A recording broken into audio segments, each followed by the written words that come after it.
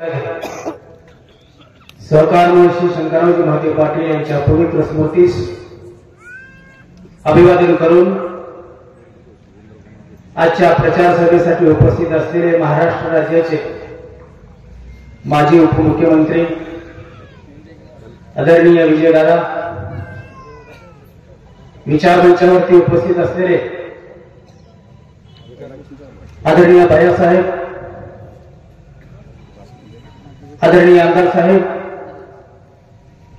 विचारमंचावरती सर्वच उपस्थित असलेले मान्यवर,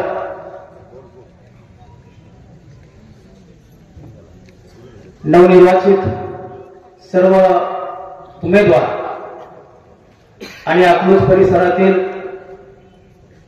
मोहिते पाटील कुटुंबियांवरती भरभरून प्रेम करणाऱ्या माझ्या बंधू भगिनी, अकलूज ग्रामपंचायत आशिया खंडामध्ये 1 नंबरची ग्रामपंचायत म्हणून आपल्या ग्रामपंचायतीला नावलौकिक प्राप्त झालेला होता। हा नावलौकिक केवळ विकासामुळे अकलूज ग्रामपंचायतीचं नाव आशिया खंडात एकदम झालेलं होतं।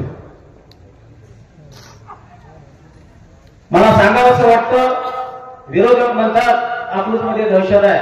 हो, दहशत आहे। मोहिते पाटलांची दहशत ही विकास करण्यासाठी आहे आणि या दहशतीमुळेच अकलूज मध्ये ग्रामपंचायतीला आशिया खंडात 1 नंबरचं स्थान त्या ठिकाणी प्राप्त झालं होतं।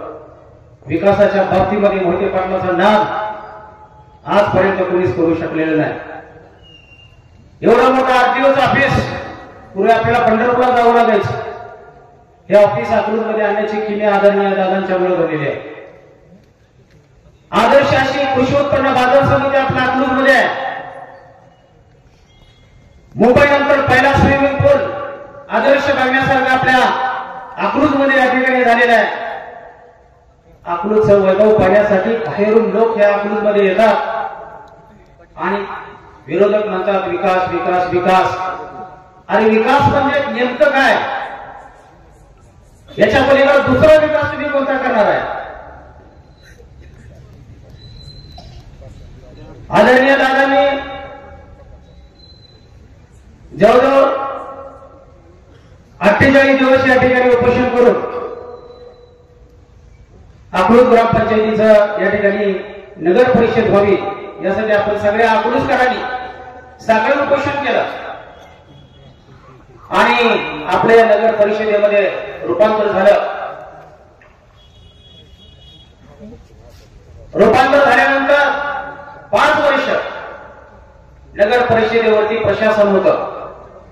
प्रशासन असताना सुद्धा केवळ आदरणीय विजयदादांच्या माध्यमातून आपल्या अकलूज नगर परिषदेला कोट्यवधीचा निधी प्राप्त झाला।